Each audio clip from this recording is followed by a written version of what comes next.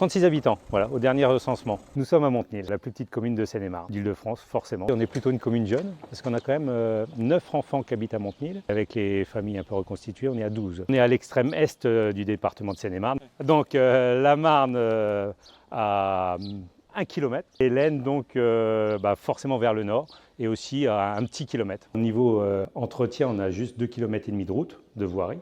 On n'a pas de cimetière, on n'a pas d'église.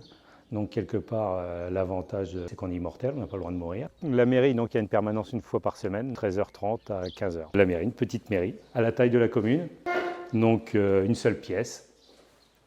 On est 7 au conseil municipal, donc avec la parité, ça peut être un peu chaud. Dans une petite commune comme ça, on est multitâche, cantonnier.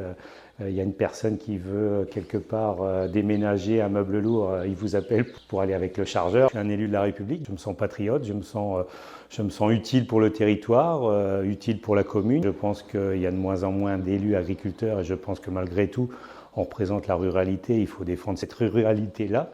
On a besoin des petites communes rurales pour que le territoire globalement vive, quoi, et que les villes vivent. C'est mon exploitation, ma maison d'habitation, et donc